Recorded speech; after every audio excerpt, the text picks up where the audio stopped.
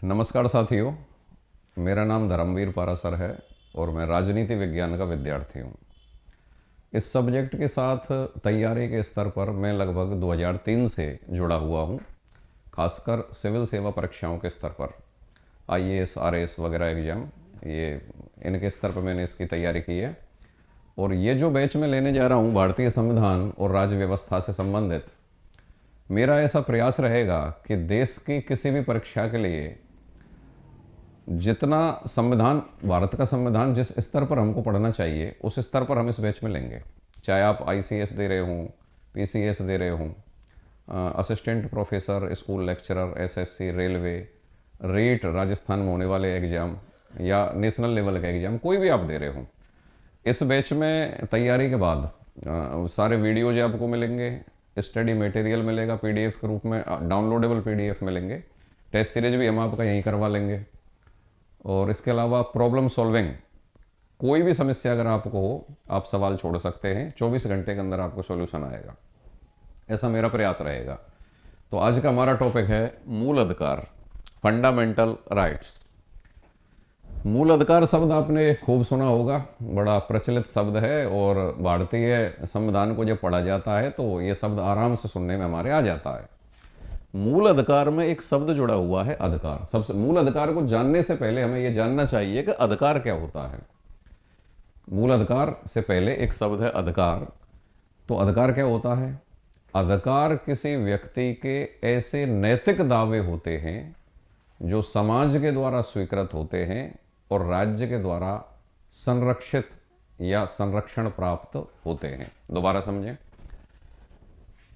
किसी चीज को अधिकार कहने से पहले उसमें 3 विशेषताएं हैं। क्या अधिकार क्या है? किसी मनुष्य का नैतिक दावा। दावा भी कैसा होना चाहिए भाई? नैतिक होना चाहिए। अब दावे तो अनैतिक भी हो सकते हैं, अतार्किक भी हो सकते हैं। नैतिक दावा क्या है? जैसे मान लो मैं ये अपेक्षा करूं समाज से और राज्य से कि मेरे व्यक्तित्व के विकास के लिए मुझे शिक्षा प्राप्त करने के अवसर मिलें, मेरे व्यक्तित्व के विकास के लिए मुझे आराम का और अवकाश का अवसर मिले, मेरे व्यक्तित्व के विकास के लिए मेरे घर के आसपास की जो परिस्थितियां हैं वो शांतिपूर्ण रहें। तो ये मेरा दावा कैसा होगा? नैतिक दावा होगा।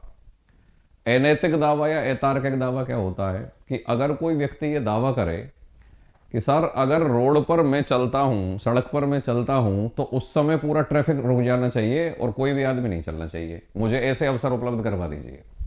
ये दावा अगर कोई व्यक्ति करता है तो वो दावा नैतिक होगा कि अनैतिक होगा? अनैतिक या अतार्किक होगा। अतः वह दावा अधिकार नहीं बन पाएगा। तो सबसे पहले अधिकार बनने के लिए क्या आवश्यक है कि किसी व्यक्ति का दावा कैसा होना चाहिए?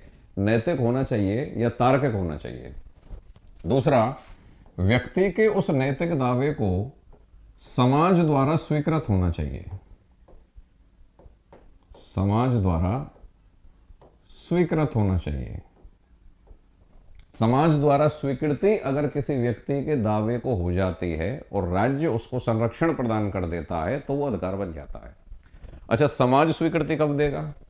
जब व्यक्ति का दावा नैतिक होगा जब स्वीकृति देगा, या अनैतिक और अतार्किक होगा जब स्वीकृति देगा? जाहिर सी बात है, अगर व्यक्ति का दावा नैतिक है तो समाज उसको स्वीकृति दे देगा, लेकिन अगर नैतिक नहीं है, तार्किक नहीं है, दावा अतार्किक है तो समाज भी उसको स्वीकृति नहीं देगा।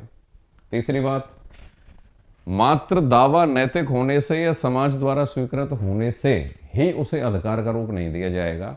अधिकार, कोई भी दावा जो नैतिक है और समाज के द्वारा स्वीकृत है, वो अधिकार तभी बनेगा जब उसको राज्य के द्वारा संरक्षण भी दिया जाएगा। राज्य द्वारा संरक्षण।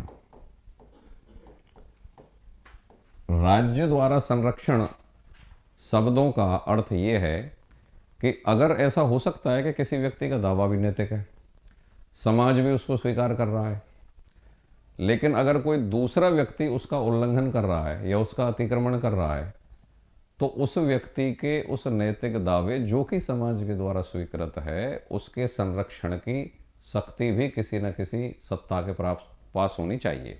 अर्थात कोई ना कोई सत्ता ऐसी होनी चाहिए जो उस व्यक्ति के नैतिक दावे को, जो कि समाज के द्वारा स्वीकृत है, उसका संरक्षण प्रदान करे या उसकी सुरक्षा करे। अगर संरक्षण या सुरक्षा की कोई शक्ति नहीं है तो फिर व्यक्ति का भले ही दावा कितना ही नैतिक है, समाज के द्वारा चाहे कितना ही संरक्षण स्वीकृत किया जा रहा है, फिर वो अधिकार नहीं है। अधिकार होने के लिए तीनों चीजें आवश्यक हैं, नैतिक दावा, समाज द्वारा स्वीकृति और राज्य द्वारा संरक्षण, तब वो अधिकार बनता है। अब ये अधिकार कई प्रकार के होते हैं। अधिकार का एक प्रकार होता है प्राकृतिक अधिकार। प्राकृतिक अधिकार हमारा जो मूल टॉपिक है वो तो मूल अधिकार है, लेकिन मूल अधिकार पर आने से पहले कुछ संक्षिप्त में कुछ चीज़ों को हम जानना चाह रहे हैं। जैसे अधिकार क्या हुआ, फिर अधिकार के बारे में आप समझे। अब अधिकार भी सब कई प्रकार के होते हैं। मूल अधिकार बहुत सारे अधिकार के प्रकारों में से एक प्रकार है। तो ऐसे एक अधिकार का प्रकार है प्राकृतिक अधिकार। प्राकृतिक अधिकार क्या होता है? दुनिया के सभी मनुष्यों को मनुष्य होने के नाते जन्म से ही प्रकृति के द्वारा जो अधिकार दिया जाता है, अर्थात यह अधिकार प्रकृति प्रदत्त अधिकार होता है, वह प्राकृतिक अधिकार कहलाता है। वापस समझें, दुनिया के सभी मनुष्यों को मनुष्य होने के नाते जन्म से ही जो प्रकृति प्रदत्त अधिकार होते हैं वो प्राकृतिक अधिकार कहलाते हैं। जाहिर सी बात है कि जो प्रकृति के द्वारा प्रदत्त हैं और जन्म से ही हैं, तो इसका मतलब ये है कि राज्य द्वारा उनका अतिक्रमण नहीं किया जा सकता या राज्य द्वारा उनको समाप्त नहीं किया जा सकता है, क्योंकि राज्य के निर्माण से पहले से ही ये लोगों को प्राप्त है। राज्य नामक संस्था तो बाद में बनी है, आदिकाल से अनादिकाल से प्रकृति प्रदत्त हैं, मानव होने के नाते जन्म से ही व्यक्ति को प्राप्त हैं। तो राज्य कानून बनाकर इनको खत्म नहीं कर सकता है, ये प्राकृतिक अधिकार कहलाते हैं। अधिकार का एक और प्रकार है मानवाधिकार। मानवाधिकार जिसको आप बोलते हैं, मानवाधिकार क्या होता है भाई? प्राकृतिक अधिकारों का जो व्यावहारिक रूप होता है या व्यावहारिक दृष्टि से जो प्रयोग होता है, आम जनजीवन में जो प्रयोग होता है, वो मानव अधिकार है। मानव अधिकार दुनिया के सभी मनुष्यों को सिर्फ मनुष्य होने के नाते प्राप्त होते हैं, बिना किसी भेदभाव के। ना कोई राष्ट्रीयता का भेद होगा, ना धर्म का होगा, ना जाति का होगा, ना वर्ग का होगा, ना कोई लिंग का होगा, ना जन्म स्थान का होगा। किसी भी प्रकार के भेदभाव के बिना मनुष्य होने के नाते जो अधिकार मानवों को प्राप्त है वो मानव अधिकार है। राष्ट्रीयता के आधार पर भी कोई भेदभाव नहीं है। ऐसा नहीं है कि भारत के व्यक्तियों को मानव अधिकार दिया जाएगा, पाकिस्तान या बांग्लादेश वालों को नहीं दिया जाएगा, या यूरोप वालों को मानव अधिकार दिया जाएगा, अफ्रीका वालों को नहीं दिया जाएगा, ये भी नहीं है। तो राष्ट्रीयता के आधार पर भी कोई भेदभाव नहीं, वर्ग के आधार पर, लिंग के आधार पर, जन्म स्थान के आधार पर किसी भी प्रकार का कोई भेदभाव नहीं होगा, और मनुष्य होने के नाते दुनिया के सभी मनुष्यों को दिया जाएगा। यह मानव अधिकार कहलाता है। इसकी महत्ता को देखते हुए यूएनओ ने 10 दिसंबर 1948 को विश्वव्यापी मानव अधिकारों का घोषणा पत्र पारित किया था। एक और अधिकार का प्रकार है नागरिक अधिकार।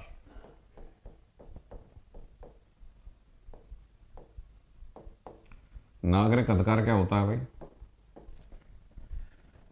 किसी देश का नागरिक होने के नाते वहां के लोगों को उस देश के संविधान के द्वारा जो अधिकार प्रदान किए जाते हैं वो नागरिक अधिकार कहलाते हैं।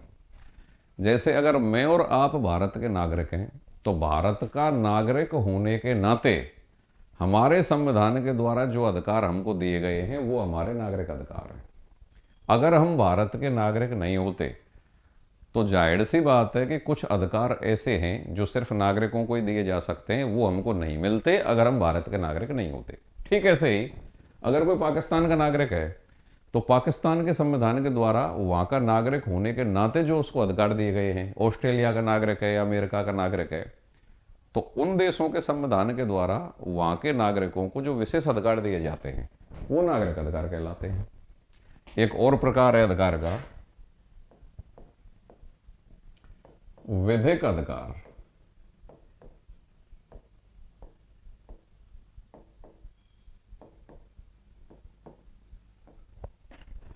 विधिक अधिकार या संवैधिक अधिकार या कानूनी अधिकार एक ही बात होती है। विधिक अधिकार या कानूनी अधिकार या संवैधिक अधिकार एक ही बात होती है।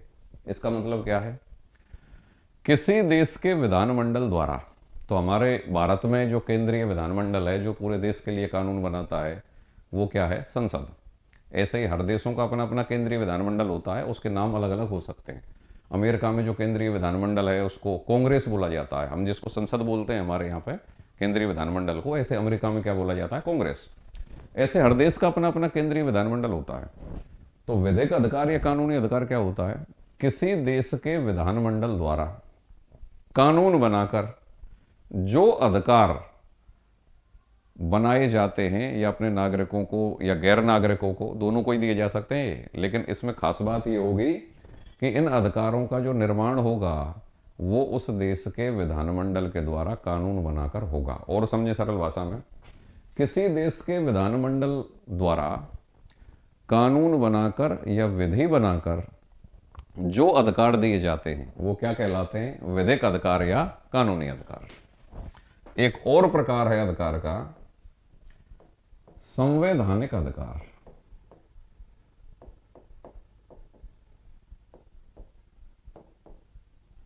संवैधानिक अधिकार। संवैधानिक अधिकार क्या है?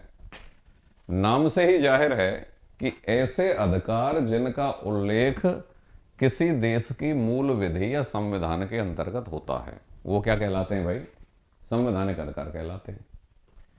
संवैधानिक अधिकार जिनका उल्लेख किसी देश के संविधान में होता है वो संवैधानिक अधिकार कहलाते हैं। अब संविधान के अंतर्गत मूल अधिकारों का उल्लेख भी होता है, विधिक अधिकारों का उल्लेख भी होता है, नागरिक अधिकारों का उल्लेख भी होता है। नागरिकों में भी ऐसे नागरिक अधिकार में ऐसे अधिकार होते हैं जो केवल उस देश के नागरिकों को दिए जाते हैं, दूसरे देश के नागरिकों को नहीं दिए जाते। मूल अधिकार में ऐसे अधिकार होते हैं जो अपने देश के नागरिकों को भी दिए जाते हैं और दूसरे देश के नागरिकों को भी दिए जाते हैं, जो भारत भ्रमण करने आए उनको भी दिए जाते हैं। कहने का मतलब यह है कि संवैधानिक अधिकार होने की शर्त यह है कि किसी देश के संविधान में अगर उनका उल्लेख है तो वो संवैधानिक अधिकार है, और अगर संविधान में उल्लेख नहीं है तो वो गैर संवैधानिक है। तो संवैधानिक अधिकार किसी देश के संविधान में जिन अधिकारों का उल्लेख होता है वो संवैधानिक अधिकार होते हैं। अब यहां पे आप समझें, अगला जो अधिकार का प्रकार जो कि हमारा मेन टॉपिक है, अब हम उसी पे आते हैं। मूल अधिकार। मूल अधिकार क्या है? किसी देश के संविधान में उल्लिखित, किसी देश के संविधान में उल्लिखित विशेष दर्जा प्राप्त अधिकार मूल अधिकार कहलाते हैं। अब संविधान में तो विधिक या कानूनी अधिकारों का भी उल्लेख होता है।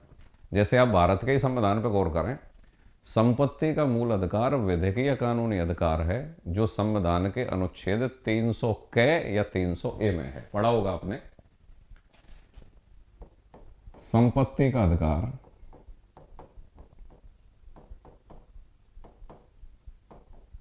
कैसा अधिकार है भाई आपका? विधिक या कानूनी अधिकार है। कौन से अनुच्छेद में है? 300 के अनुच्छेद के अंतर्गत है। ये आपका कानूनी या विधिक अधिकार है। मूल अधिकार कौन से अनुच्छेदों के अंतर्गत है? 12 से 35 के बीच है। अनुच्छेद 12 से 35 के बीच है।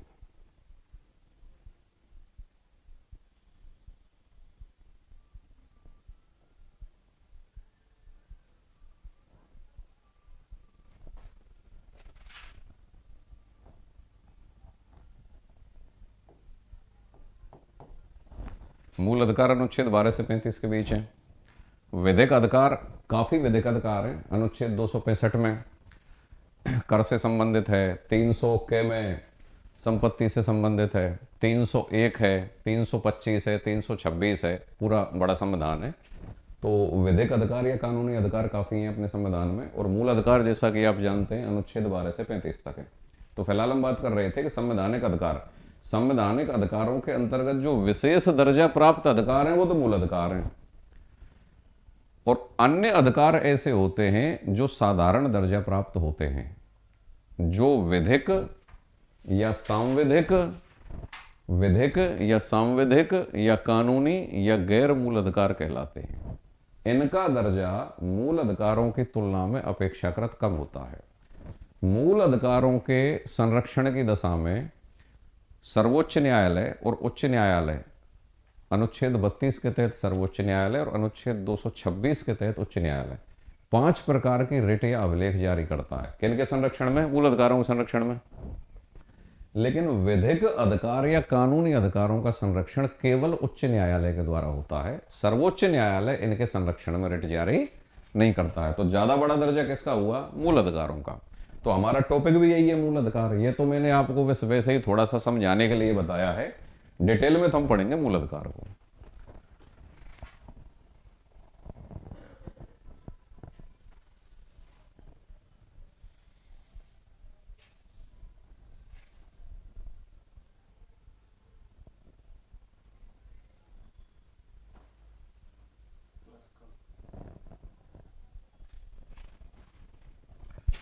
तो टॉपिक कौन सा है हमारा? मूल अधिकार।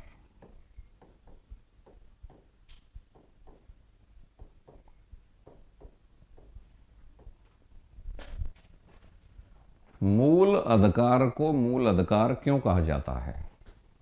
मूल अधिकार को मूल अधिकार इसलिए कहा जाता है कि इनका उल्लेख किसी देश की मूल विधि या संविधान के अंतर्गत होता है। पहली खास बात क्या है? मूल विधि, किसी देश की मूल विधि किसको माना जाता है? उस देश का संविधान। मूल अधिकार को मूल अधिकार इसलिए कहा जाता है कि इनका उल्लेख किसी देश की मूल विधि या संविधान के अंतर्गत होता है, अर्थात ये संविधान के अंतर्गत लिख दिए जाते हैं।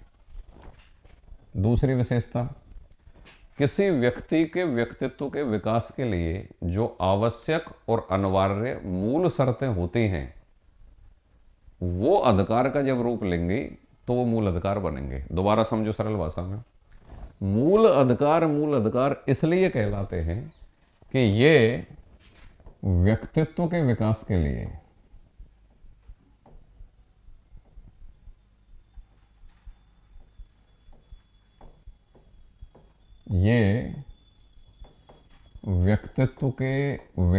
लिए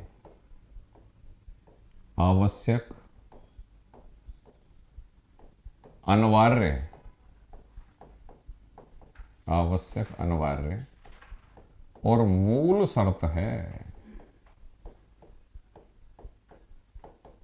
कहने का मतलब यह है, किसी व्यक्ति के व्यक्तित्व का विकास तब तक नहीं हो सकता है जब तक उसको मूल अधिकारों की प्राप्ति ना हो। तो व्यक्ति के व्यक्तित्व के विकास के लिए आवश्यक, अनिवार्य और मूल शर्त है।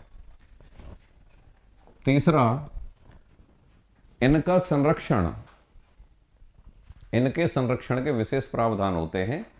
ऐसे प्रावधान अन्य अधिकारों के संरक्षण के अपेक्षाकृत नहीं होते। मतलब संरक्षण के विशेष प्रावधान, संरक्षण के कैसे प्रावधान होते हैं? विशेष प्रावधान।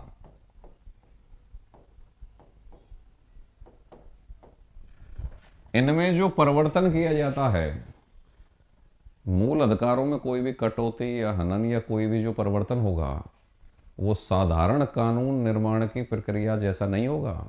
इनके परिवर्तन के लिए विशेष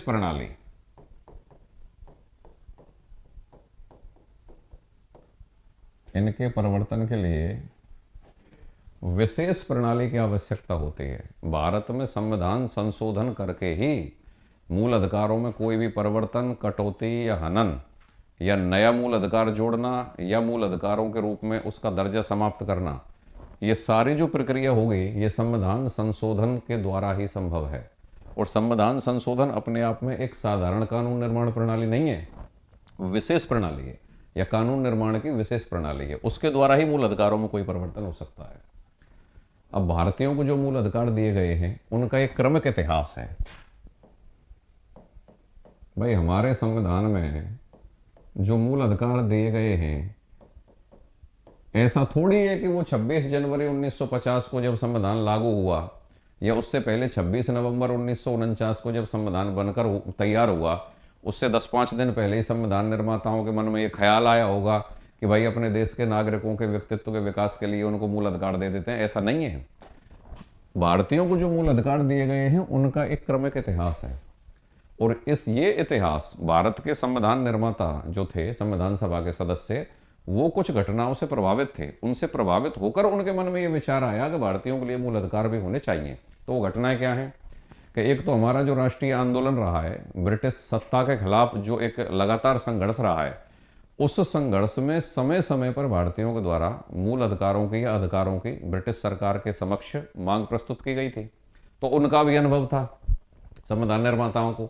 उन्होंने अपने पूर्ववर्ती जो आंदोलनकारी थे उनके जो अनुभव थे या उनकी जो इच्छाएं थी उनका सम्मान भी किया था कि भाई वो भी मूल अधिकारों की डिमांड करते आए थे, तो हम भी मूल अधिकारों को जोड़ देते हैं संविधान के अंतर्गत। एक तो अपने ऐतिहासिक अनुभव, दूसरा विश्व के कुछ जो संविधान बने हैं जैसे ब्रिटिश संविधान, अमेरिका का संविधान, उनमें भी बिल ऑफ राइट्स जो दिया गया था, या फ्रांसीसी संविधान जिसमें मानव अधिकारों की घोषणा की गई थी, उनसे भी अनुभव उन्होंने लिया था। तो इन घटनाओं से मिलके दोबारा समझें, हमारे राष्ट्रीय आंदोलन का ऐतिहासिक अनुभव,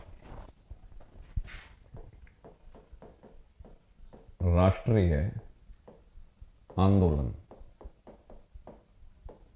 का ऐतिहासिक अनुभव, ऐतिहासिक अनुभव इस घटना से प्रभावित थे हमारे संविधान निर्माता। तो इसमें ऐतिहासिक अनुभवों में क्या उन्होंने अनुभव किया? सबसे पहले बाल गंगाधर तिलक ने 1895 ईस्वी में स्वराज विधेयक प्रस्तुत किया था। कौन सा विधेयक प्रस्तुत किया था? स्वराज विधेयक। इसमें पहली बार भारतीयों के लिए कुछ अधिकारों की मांग ब्रिटिश सरकार के समक्ष की थी। तो अगर एग्जामिनर सवाल पूछ ले कि भारतीयों के लिए कुछ अधिकार होने चाहिए या भारतीयों के व्यक्तित्व के विकास के लिए भी कुछ अधिकार आवश्यक हैं, ऐसी पहली मांग करने वाला व्यक्ति कौन था? तिलक ने 1895 ईस्वी में स्वराज विधेयक प्रस्तुत किया। इसमें ब्रिटिश सरकार के समक्ष मांग की कि भारतीयों को भी भाई कुछ अधिकार मिलने चाहिए। इसके बाद 1928 में मोतीलाल नेहरू की अध्यक्षता में नेहरू कमेटी बनी थी। मोतीलाल नेहरू, इनकी अध्यक्षता में नेहरू कमेटी बनी और उस नेहरू कमेटी ने अपनी नेहरू रिपोर्ट प्रस्तुत की। तो नेहरू रिपोर्ट भी 1928 में ही आई है। नेहरू रिपोर्ट, इस नेहरू रिपोर्ट में भारतीयों के लिए मूल अधिकारों की मांग पहली बार की गई। दोबारा समझें, 1895 में जो तिलक का स्वराज विधेयक प्रस्तुत हुआ है, इसमें भारतीयों के लिए अधिकारों की मांग की गई थी। किसकी मांग की गई थी? अधिकारों की मांग की गई थी। मूल अधिकार शब्द का प्रयोग नहीं था।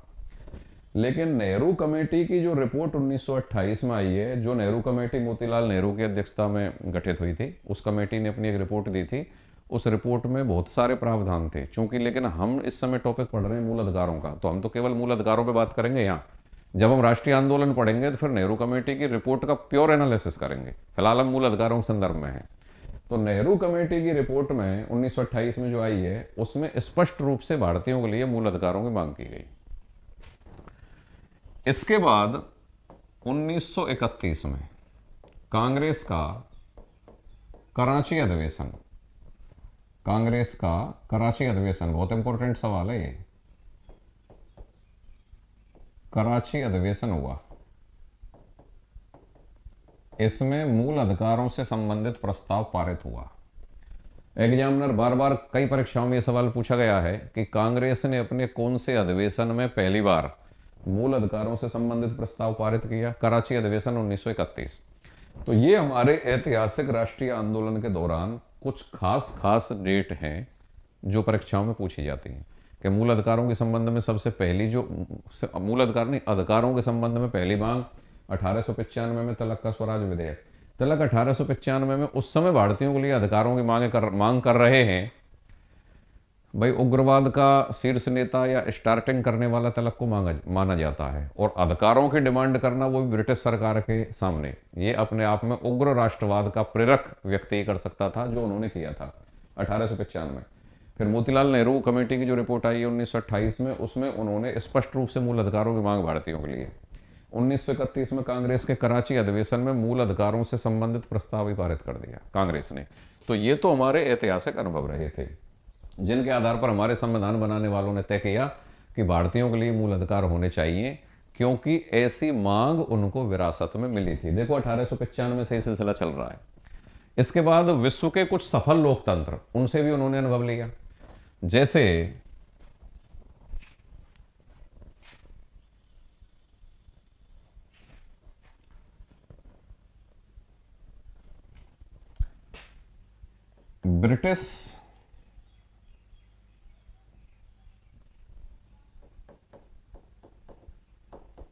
ब्रिटिश संविधान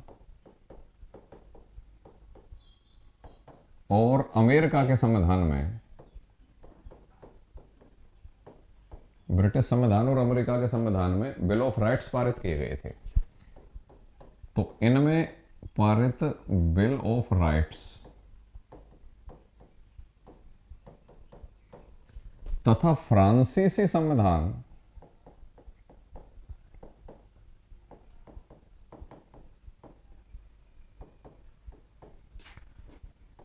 इनमें मानव अधिकारों का घोषणा पत्र, मानव अधिकारों का घोषणा पत्र, इनसे भी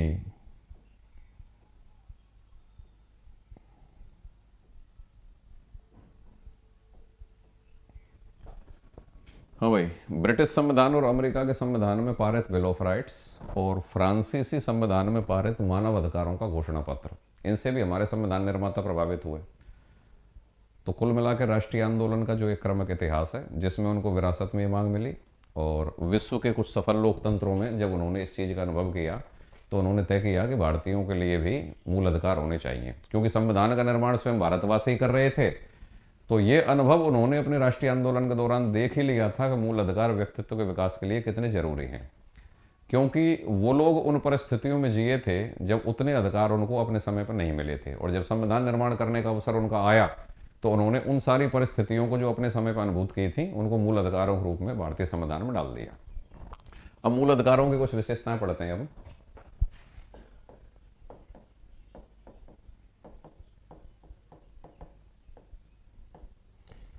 कुछ सरल बातें कहाँ के संविधान से लिए गए? अमेरिका के संविधान से।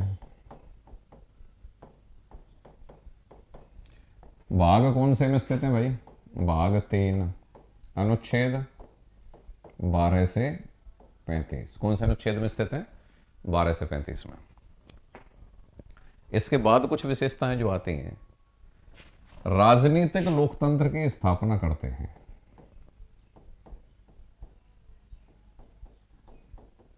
राजनीतिक लोकतंत्र, लोकतंत्र के बहुत सारे प्रकार हैं। अगर आप राजनीति विज्ञान विषय को नेट जेआरएफ स्कूल लेक्चरर या प्रोफेसर के स्तर पर पढ़ोगे या आईएएस के स्तर पर पढ़ोगे, तब आप लोकतंत्र के बहुत सारे प्रकारों को डिटेल से पढ़ोगे। हम यहाँ चूंकि संवैधानिक रूप में पढ़ रहे हैं, इसलिए इनके मतलब क्या होते हैं वो हमें जानने की जरूरत नहीं है। वरना लोकतंत्र जब पढ़ा जाता है स्कूल लेक्चरर या नेट जेआरएफ के बैच में, तो ये अकेला ही ऐसा टॉपिक है जो 5-6 दिन चलता है, 6-7 दिन पढ़ाया जाता है कम से कम। परीक्षा को हिट करने की दृष्टि से मैं एक शब्द पकड़ा रहा हूं आपको। मूल अधिकार राजनीतिक लोकतंत्र की स्थापना करते हैं, जबकि नीति निर्देशक तत्व तो सामाजिक आर्थिक लोकतंत्र की स्थापना करते हैं। ये 2 शब्द पकड़ने हैं आपको। मूल अधिकार के साथ कैसा लोकतंत्र है? राजनीतिक। राजनीतिक शब्द पकड़ना है मूल अधिकार के साथ, चाहे वो राजनीतिक लोकतंत्र आए, राजनीतिक न्याय आए, राजनीतिक स्वतंत्रता आए, राजनीतिक समानता आए, लेकिन शब्द कौन सा होगा? राजनीतिक। तब तो उत्तर आएगा मूल अधिकार। और अगर शब्द सामाजिक आर्थिक है, सामाजिक आर्थिक लोकतंत्र, सामाजिक आर्थिक न्याय, सामाजिक आर्थिक स्वतंत्रता, सामाजिक आर्थिक समानता, इसकी स्थापना कौन करते हैं? तो उत्तर आएगा नीति निर्देशक तत्व। अगर एग्जामिनर सरल भाषा में दो सवाल पूछता है कि मूल अधिकार कौन से लोकतंत्र की स्थापना करते हैं, राजनीतिक लोकतंत्र, नैतिक लोकतंत्र, सामाजिक आर्थिक लोकतंत्र, पर्यावरणीय लोकतंत्र, उत्तर क्या आएगा? राजनीतिक लोकतंत्र। नीति निर्देशक तत्व को लागू करने से कौन सा लोकतंत्र स्थापित होता है? राजनीतिक लोकतंत्र, औपचारिक लोकतंत्र, सामाजिक आर्थिक लोकतंत्र। उत्तर क्या आएगा? सामाजिक आर्थिक लोकतंत्र। तो मूल अधिकार कौन से लोकतंत्र की स्थापना करते हैं? राजनीतिक लोकतंत्र। अगली विशेषता, एक सवाल बनता है कि क्या मूल अधिकार जो हैं वो सिर्फ भारतीयों को दिए गए हैं या भारतीयों के अलावा अन्य देश के नागरिकों को भी, जो कि भारत में घूमने आते हैं, उनके भी कुछ मूल अधिकार हैं? तो इसका जवाब यह है कि कुछ मूल अधिकार तो ऐसे हैं कि जो केवल भारतीयों को दिए गए हैं। कुछ मूल अधिकार कैसे हैं कि केवल भारतीयों को दिए गए हैं? अनुच्छेद 14, 15, अनुच्छेद 14 नहीं, अनुच्छेद 15, 16, 19, 29 और 30। अनुच्छेद 15, 16, 19, 29 और 30, ये मूल अधिकार तो ऐसे हैं कि जो केवल किसको दिए गए हैं? भारतीयों को। इसके अलावा जो अन्य मूल अधिकार हैं, नहीं वापस सुने, ऐसे मूल अधिकार जो केवल भारतीयों के लिए दिए गए हैं, अनुच्छेद 15, 16, 19, 29 और 30, ये तो केवल भारतीयों के लिए दिए गए हैं। इनके अलावा जो अन्य मूल अधिकार हैं वो भारतीय और गैर भारतीय, गैर भारतीय का मतलब जो अपने देश के नागरिक नहीं है और भारत में घूमने आए हैं, या कोई भी विधिक व्यक्ति, इनके लिए दिए गए हैं। अनुच्छेद 15, 16, 19, 29 और 30, ये तो केवल भारतीयों के लिए,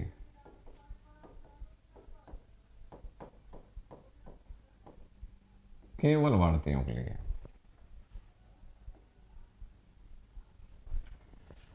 इसके अलावा जो अन्य अनुच्छेदों में है मूल अधिकार, वो भारतीय, गैर भारतीय, चाहे कोई विधिक व्यक्ति हो, उनको भी दिए गए हैं। भारतीय, गैर भारतीय, विधिक व्यक्ति, सभी को दिए गए हैं। इसका मतलब क्या है? भारतीय को तो आप जानते हैं, भारत का नागरिक। गैर भारतीय का मतलब क्या है? जो भारत का नागरिक नहीं है, भारत में घूमने आया है। एक शब्द और आया, विधिक व्यक्ति। विधिक व्यक्ति कोई भी रजिस्टर्ड कंपनी, कोई भी सरकारी कंपनी, कोई भी सरकारी निगम जो लीगल लैंग्वेज में विधिक व्यक्ति माना जाता है। कोई भी सरकारी कंपनी है, सरकारी निगम है, रजिस्टर्ड कोई सोसाइटी है, उसको विधिक व्यक्ति बोला जाता है। तो दोबारा सुन लें, कुछ मूल अधिकार ऐसे हैं जो केवल भारतीय नागरिकों को दिए जाते हैं। कुछ मूल अधिकार ऐसे होते हैं जो भारतीय, गैर भारतीय और विधिक व्यक्ति, उन सभी को दिए जाते हैं। 15, 16, 19, 29 और 30 केवल भारतीयों को प्राप्त, और अन्य भारतीय और जो मतलब अन्य जो मूल अधिकार हैं वो भारतीय हो चाहे गैर भारतीय हो चाहे विधिक व्यक्ति हो, उन सभी को दिए गए हैं।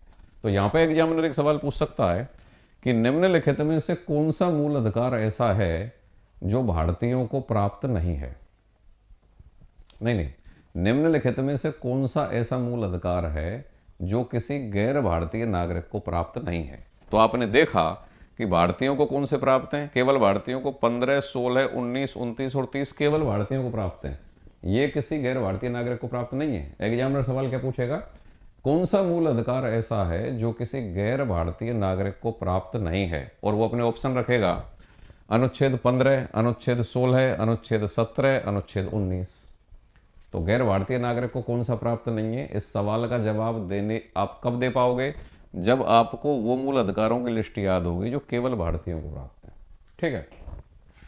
अच्छा, अगला एक सवाल और बनता है, कुछ मूल अधिकार ऐसे हैं कि जो नकारात्मक हैं और कुछ मूल अधिकार ऐसे हैं जो सकारात्मक हैं। सबसे पहले तो सरल भाषा में ये जाने, सामान्यतः एक लाइन पढ़ी जाती है कि मूल अधिकार नकारात्मक होते हैं जबकि नीति निर्देशक तत्व तो सकारात्मक होते हैं। तो इसमें थोड़ा संशोधन कर लिया जाना चाहिए। मूल अधिकार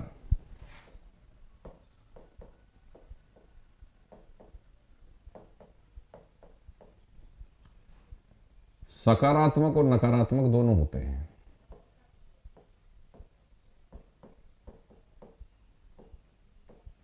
सकारात्मक और नकारात्मक दोनों।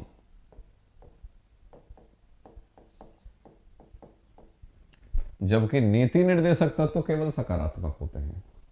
वापस समझें, आम बोलचाल में ये कहा जाता है कि मूल अधिकार नकारात्मक जबकि नीति निर्देशक तत्व तो सकारात्मक। सही नॉलेज ये है कि मूल अधिकार सकारात्मक और नकारात्मक दोनों प्रवृत्ति के, और नीति निर्देशक तत्व तो केवल सकारात्मक प्रवृत्ति के। अब बात यह है कि साहब नकारात्मक प्रवृत्ति क्या होती है और सकारात्मक प्रवृत्ति क्या होती है। नकारात्मक प्रवृत्ति से संबंधित मूल अधिकार ऐसे मूल अधिकार हैं जो राज्य की शक्ति को सीमित करते हैं या प्रतिबंधित करते हैं। क्या करते हैं भाई? राज्य की शक्ति को सीमित या प्रतिबंधित, मतलब कंट्रोल लगाते हैं उस पर। राज्य की शक्ति को सीमित करने वाले या प्रतिबंधित करने वाली प्रवृत्ति से संबंधित मूल अधिकार नकारात्मक प्रवृत्ति के। और सकारात्मक प्रवृत्ति के मूल अधिकार कौन से? ऐसे मूल अधिकार जो जनता के कल्याण के लिए, राज्य जब आगे बढ़कर कोई कल्याणकारी योजनाओं का निर्माण करता है तो ऐसी प्रवृत्ति से संबंधित मूल अधिकार सकारात्मक प्रवृत्ति के होते हैं। वापस सुन लें, सकारात्मक प्रवृत्ति या भावात्मक प्रवृत्ति उसको कहते हैं जब राज्य आगे बढ़कर जनता के कल्याण के लिए कानूनों का निर्माण करता है, वह प्रवृत्ति सकारात्मक प्रवृत्ति है। इससे संबंधित मूल अधिकार सकारात्मक प्रवृत्ति के। तो मूल अधिकार सकारात्मक और नकारात्मक दोनों। लेकिन सवाल यह बनेगा कि कौन से अनुच्छेदों में स्थित मूल अधिकार ऐसे हैं जो सकारात्मक प्रवृत्ति के हैं और कौन से अनुच्छेदों में स्थित मूल अधिकार ऐसे हैं जो नकारात्मक प्रवृत्ति के हैं। तो आप सकारात्मक वालों की लिस्ट याद कर लो, बचे कुछ सारे नकारात्मक हैं। तो सकारात्मक में कौन से हैं? अनुच्छेद 19, 21 के, अनुच्छेद 19, 21 के 29, 30 और 32। ये अनुच्छेद 19, 21 के 29, 30 और 32, इन अनुच्छेदों में स्थित जो मूल अधिकार हैं वो सकारात्मक प्रवृत्ति के मूल अधिकार हैं, और इनके अलावा अनुच्छेदों में जो मूल अधिकार हैं वो नकारात्मक प्रवृत्ति के मूल अधिकार हैं। ये चीज आपको याद रखनी है। एग्जामिनर ये सवाल भी पूछ सकता है कि निम्नलिखित में से सकारात्मक प्रवृत्ति के मूल अधिकार कौन से हैं? सकारात्मक प्रवृत्ति का मूल अधिकार निम्नलिखित में से किस अनुच्छेद में स्थित मूल अधिकार सकारात्मक प्रवृत्ति का मूल अधिकार है? तो सबसे पहले जो विद्यार्थी ये नहीं जानेगा कि मूल अधिकार सकारात्मक और नकारात्मक दोनों ही प्रवृत्ति के हो सकते हैं, वो तो वैसे ही परेशान हो जाएगा, क्यों वो तो ये रटे बैठा है कि मूल अधिकार केवल नकारात्मक होते हैं। तो सकारात्मक प्रवृत्ति से संबंधित मूल अधिकार कौन सा है? अगर ये सवाल आया और ऑप्शन इस प्रकार रहे, अनुच्छेद 29, अनुच्छेद 27, अनुच्छेद 25, अनुच्छेद 18, तो सकारात्मक प्रवृत्ति के मूल अधिकारों की जो लिस्ट है वो आपको याद होनी चाहिए। बाकी के मूल अधिकार कैसे? नकारात्मक प्रवृत्ति के। अच्छा, अगला सवाल, मूल अधिकार किसी व्यक्ति को दिए गए मूल अधिकार किसके खिलाफ प्राप्त हैं, किसके खिलाफ दिए गए हैं? अगर मान लो ये सवाल आए तो सामान्यतः विद्यार्थी क्या पढ़ते हैं कि किसी व्यक्ति को प्राप्त मूल अधिकार अन्य व्यक्तियों के खिलाफ व राज्य के खिलाफ प्राप्त होते हैं। अर्थात ना ही तो कोई दूसरा व्यक्ति कोई ऐसा कार्य कर सकता कि किसी व्यक्ति के मूल अधिकारों का हनन हो जाए, और ना ही राज्य कोई ऐसे कानून का निर्माण कर सकता जिससे कि व्यक्तियों के मूल अधिकारों का हनन हो जाए। मतलब किसी व्यक्ति को प्राप्त मूल अधिकार अन्य व्यक्तियों के खिलाफ प्राप्त है और राज्य के खिलाफ प्राप्त है। राज्य के विरुद्ध और अन्य व्यक्तियों के विरुद्ध। ठीक है, लेकिन यहां से आगे एक क्वेश्चन और बनता है, कौन से मूल अधिकार तो ऐसे हैं कि राज्य के विरुद्ध प्राप्त हैं और कौन से मूल अधिकार ऐसे हैं जो अन्य व्यक्तियों के विरुद्ध प्राप्त हैं? इसका भी एक क्लासिफिकेशन है, वो आपको आना चाहिए। अनुच्छेद 17, 23 और 24, इन अनुच्छेदों में जो मूल अधिकार हैं वो अन्य व्यक्तियों के विरुद्ध भी हैं। और समझो सरल भाषा में, सारे के सारे मूल अधिकार राज्य के विरुद्ध तो हैं ही, ये तो पहला कंसेप्ट है कि भाई मूल अधिकार राज्य के विरुद्ध सारे, ओके। लेकिन कुछ मूल अधिकार ऐसे हैं जो राज्य के विरुद्ध होने के साथ साथ अन्य व्यक्तियों के विरुद्ध भी हैं। तो अन्य व्यक्तियों के विरुद्ध कौन से मूल अधिकार हैं? 17, 23 और 24 अनुच्छेदों में स्थित जो मूल अधिकार हैं वो अन्य व्यक्तियों के विरुद्ध भी हैं। राज्य के विरुद्ध तो हैं ही, राज्य के विरुद्ध होने के साथ साथ अन्य व्यक्तियों के विरुद्ध भी हैं। और समझो दोबारा सरल भाषा में, मूल अधिकार अन्य व्यक्तियों के विरुद्ध प्राप्त होते हैं और राज्य के विरुद्ध प्राप्त होते हैं। राज्य के विरुद्ध तो सारे के सारे, और अन्य व्यक्तियों के विरुद्ध केवल अनुच्छेद 17, 23 और 24 में जो मूल अधिकार हैं वो राज्य के विरुद्ध होने के साथ साथ अन्य व्यक्तियों के विरुद्ध भी प्राप्त होते हैं। इन 3 अनुच्छेदों के अलावा किसी अनुच्छेद में जो मूल अधिकार है वह राज्य के विरुद्ध तो है लेकिन अन्य व्यक्तियों के विरुद्ध नहीं है। जैसे मान लो एग्जामिनर ये सवाल उठाए कि निम्नलिखित में से किस अनुच्छेद के अंतर्गत स्थित मूल अधिकार किसी अन्य व्यक्ति के विरुद्ध प्राप्त नहीं है, तो कुल मिलाकर ये 3 अनुच्छेदों में स्थित मूल अधिकार अन्य व्यक्तियों के विरुद्ध प्राप्त हैं। एग्जामिनर ऑप्शन ऐसे सेट करे कि अनुच्छेद 23, अनुच्छेद 24, अनुच्छेद 27, अनुच्छेद 17, 23, 24, 27 कौन से अनुच्छेद में स्थित मूल अधिकार अन्य व्यक्तियों के विरुद्ध प्राप्त नहीं है, तो आप ये जानेंगे कि 3 अनुच्छेदों में स्थित मूल अधिकार अन्य व्यक्तियों के विरुद्ध है। ठीक है, एग्जामिनर ये सवाल भी उठा सकता है कि निम्नलिखित में से किस अनुच्छेद में प्रदत्त मूल अधिकार, निम्नलिखित में से किस अनुच्छेद में प्रदत्त मूल अधिकार किसी व्यक्ति को राज्य के विरुद्ध तो प्राप्त है लेकिन अन्य व्यक्तियों के विरुद्ध प्राप्त नहीं है। तो कैसे भी कर लो बात बराबर है कि अन्य व्यक्तियों के विरुद्ध प्राप्त मूल अधिकारों का आपको अनुच्छेद याद होना चाहिए। बचे कुछ कैसे हैं? राज्य के विरुद्ध हैं। और ये जो 17, 23 और 24 में ये कैसे हैं? राज्य के साथ साथ अन्य व्यक्तियों के विरुद्ध भी हैं। ये एक जनरल इंफॉर्मेशन मूल अधिकारों के संबंध में रही। मूल अधिकारों में कोई भी कटौती, हनन या परिवर्तन केवल कौन कर सकती है? संसद कर सकती है। कौन कर सकती है? संसद कर सकती है। और वो भी कौन सी प्रक्रिया के द्वारा? संविधान संशोधन के द्वारा। संविधान संशोधन, ठीक है भाई। दूसरी बात, दूसरा क्वेश्चन या दूसरा पॉइंट, मूल अधिकारों के संरक्षण की दशा में अनुच्छेद 32 के तहत सुप्रीम कोर्ट, अनुच्छेद 32 के तहत सुप्रीम कोर्ट और अनुच्छेद 226 के तहत हाई कोर्ट या उच्च न्यायालय, मूल अधिकारों के संरक्षण की दशा में अनुच्छेद 32 के तहत सुप्रीम कोर्ट, अनुच्छेद 226 के तहत हाई कोर्ट या उच्च न्यायालय 5 प्रकार की रिट या अभिलेख जारी करते हैं। अर्थात मूल अधिकारों का प्रवर्तन सीधे ही सर्वोच्च न्यायालय व उच्च न्यायालय के द्वारा करवाया जाता है और इसी चीज को बोला जाता है कि ये वाद योग्य हैं या न्याय योग्य हैं। एक शब्द और पढ़ा होगा आपने कि मूल अधिकार वाद योग्य या न्याय योग्य हैं। वाद योग्य न्याय योग्य है कि नहीं है? एक लाइन पढ़ते होगे आप कि मूल अधिकार न्याय योग्य है, नीति निर्देशक तत्व न्याय योग्य नहीं है।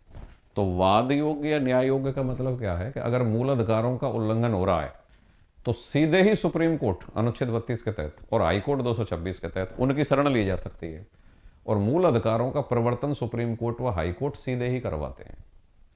मूल अधिकारों के संरक्षण की दिशा में 5 प्रकार की रिट जारी करते हैं।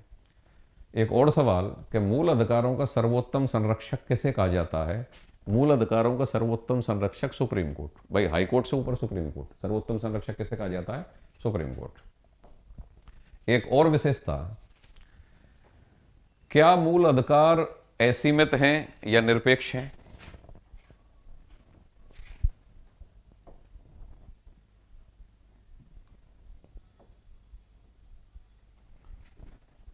तीन चार शब्द हैं जिनके अर्थ आपको पता होना चाहिए। मूल अधिकार सीमित या सापेक्ष, सीमित या सापेक्ष या परिवर्तनीय। परिवर्तनीय है। सीमित है, सापेक्ष है, परिवर्तनीय है। अच्छा ठीक है, तो मतलब क्या नहीं है? असीमित, निरपेक्ष और स्थायी नहीं है। इसका मतलब समझिए,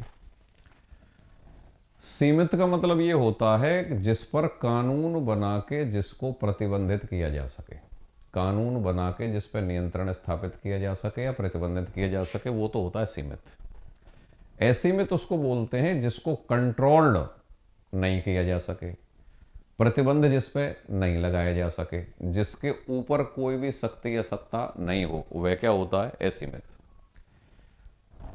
सापेक्ष क्या होता है और निरपेक्ष क्या होता है? सापेक्ष, निरपेक्ष उसको बोलते हैं, निरपेक्ष उसको बोलते हैं जिसकी स्थिति देश काल परिस्थिति के अनुसार बिल्कुल भी परिवर्तित नहीं हो। मतलब वो बिल्कुल जैसा है वैसा ही रहेगा, चाहे कैसा भी समय हो, कोई सा भी स्थान हो और कैसी भी परिस्थिति हो, जिनमें कोई परिवर्तन संभव नहीं है, वो निरपेक्ष होता है। तो क्या मूल अधिकार निरपेक्ष होते हैं? नहीं। आपने पढ़ा है कि संसद संविधान में संशोधन करके मूल अधिकारों में कटौती भी कर सकती है, हनन भी कर सकती है। फिर जब मूल अधिकार आप डिटेल में आगे पढ़ोगे तो आगे आप पढ़ोगे कि अनुच्छेद 359 के तहत आपातकाल की स्थिति में राष्ट्रपति मूल अधिकारों को निलंबित करने का आदेश जारी करता है। अर्थात विशेष परिस्थितियों में आपातकाल में मूल अधिकार निलंबित भी किए जा सकते हैं, स्थगित भी किए जा सकते हैं। तो इसका मतलब जो निलंबित हो जाएगा, स्थगित हो जाएगा, तो निरपेक्ष तो है ही नहीं। क्यों? निरपेक्ष तो उसको बोलते हैं कि जिस पर किसी भी देशकाल परिस्थिति का कोई असर ही ना हो। तो ऐसे तो मूल अधिकार नहीं है। असीमित भी मूल अधिकार नहीं है, मूल अधिकार तो सीमित है, क्योंकि उनकी संख्या को कम या ज्यादा संसद संविधान में संशोधन करके कर सकती है। तो मूल अधिकार सीमित है। सापेक्ष का मतलब होता है जो देश काल परिस्थिति के अनुसार परिवर्तनशील हो, या जिसकी स्थिति देश काल परिस्थिति के अनुसार निर्धारित हो या उनके अकॉर्डिंग बदलती हो, वह स्थिति क्या होती है? सापेक्ष। तो मूल अधिकार सापेक्ष रहे कि निरपेक्ष रहे? सापेक्ष, क्योंकि विशेष स्थिति या राष्ट्रीय आपातकाल की स्थिति में निलंबित हो जाएंगे, इसलिए सापेक्ष है, निरपेक्ष नहीं है। परिवर्तनीय है कि नहीं है? बिल्कुल परिवर्तनीय है, कम या ज्यादा भी हो सकते हैं। आप पढ़ोगे कि पहले 7 मूल अधिकार भारतीयों को दिए गए थे, लेकिन 44वां संविधान संशोधन 1978 के द्वारा संपत्ति के मूल अधिकार का दर्जा समाप्त कर दिया गया। अब उसको विधिक अधिकार या कानूनी अधिकार बना दिया गया। तो अब 7 की बजाय 6 मूल अधिकार हैं। तो परिवर्तनीय हुए कि नहीं हुए? तो इन शब्दों के अपने आप में मायने हैं। एग्जामिनर ये सवाल उठा सकता है कि निम्नलिखित में से मूल अधिकारों की विशेषताओं में क्या शामिल है या क्या शामिल नहीं है। तो आपको एक एक शब्द का पहले तो हिंदी अर्थ आना चाहिए, जी के तो बाद में स्टार्ट होगी। मूल अधिकार सीमित है, कैसे सीमित है? सीमित है। सापेक्ष है कि निरपेक्ष है? सापेक्ष है। परिवर्तनीय है कि स्थायी है? परिवर्तनीय है। ठीक है। असीमित, निरपेक्ष या स्थायी नहीं है। कहने का मतलब यह है कि संसद संविधान में संशोधन करके मूल अधिकारों में कटौती या हनन कर सकती है, एक बात। दूसरी बात, किसी विशेष स्थिति में या आपात स्थिति में मूल अधिकारों पर युक्ति युक्त या उचित प्रतिबंध लगाया जा सकता है। कैसा प्रतिबंध लगाया जा सकता है? युक्ति युक्त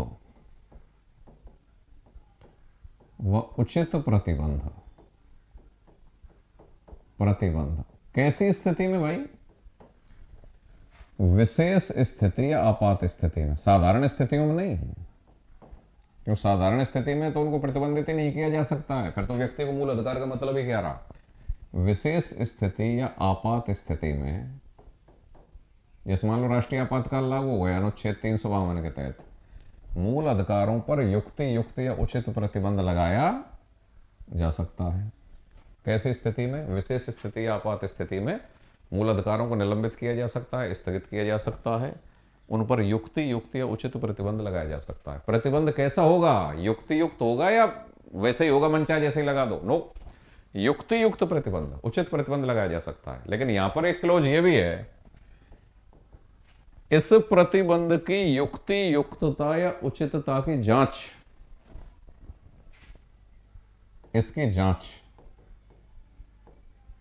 न्यायालय कर सकता है। न्यायालय कर सकता है।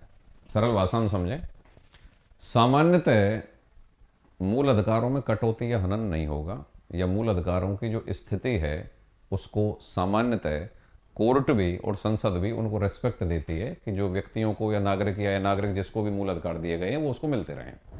लेकिन मान लो कोई विशेष स्थिति आ गई या आपात स्थिति आ गई कि मूल अधिकारों का स्थगन करना पड़ा या उनका निलंबन करना पड़ा या उन पर कोई प्रतिबंध लगाना पड़ा, किसी क्षेत्र विशेष के लोगों के मूल अधिकारों पर लगाना पड़ा, तो ये प्रतिबंध युक्ति युक्त या उचित स्थिति में लगने वाला प्रतिबंध होगा, वैसे ही नहीं लगाया जाएगा। और यहाँ पे ये भी स्वतंत्रता दी गई है उन लोगों के लिए जिनके मूल अधिकारों का उल्लंघन हो रहा है या जिनके मूल अधिकारों पर युक्ति युक्त प्रतिबंध लगाया जा रहा है, उन लोगों को ये स्वतंत्रता दी गई है कि इस युक्ति युक्त प्रतिबंध या उचित प्रतिबंध के खिलाफ वो न्यायालय में जा सकें और न्यायालय ऐसे युक्ति युक्त या उचित प्रतिबंध की युक्ति युक्तता या उचितता की जांच कर सकता है। अर्थात मूल अधिकारों पर लगाए जाने वाले युक्ति युक्त प्रतिबंध वाद योग्य या न्याय योग्य है या नहीं है। वाद योग्य या न्याय योग्य है। दोबारा समझें, क्या मूल अधिकार अपरिवर्तनीय है? मूल अधिकार अपरिवर्तनीय नहीं है, परिवर्तनीय है। क्या मूल अधिकार असीमित है? असीमित नहीं है, सीमित है। विशेष परिस्थितियों में, आपात परिस्थितियों में इन पर युक्ति युक्त या उचित प्रतिबंध लगाया जा सकता है, लेकिन उस प्रतिबंध की युक्ति युक्तता या उचितता की जांच न्यायालय कर सकता है। मतलब सरकार ने बेवजह ही तो कहीं युक्ति युक्तता के नाम पर कोई प्रतिबंध बेवजह ही तो जनता पर नहीं ठोक दिया है, उसकी न्यायालय जांच कर सकता है। अर्थात मूल अधिकारों पर लगाए जाने वाले किसी भी प्रकार के कार्यपालकीय प्रतिबंध की जांच न्यायालय कर सकता है। तो युक्ति युक्त या उचित प्रतिबंध भी भले ही सरकार की नजर में युक्ति युक्त या उचित हो, लेकिन वो भी वाद योग्य या न्याय योग्य हैं, उनकी जांच न्यायालय कर सकता है। धन्यवाद। अगली जो अपनी क्लास होगी वो मूल अधिकारों पे सीधे हम अनुच्छेद वाइज पढ़ना स्टार्ट करेंगे और उनको डिस्कशन स्टार्ट करेंगे, अनुच्छेद 12 से लेकर 35 तक।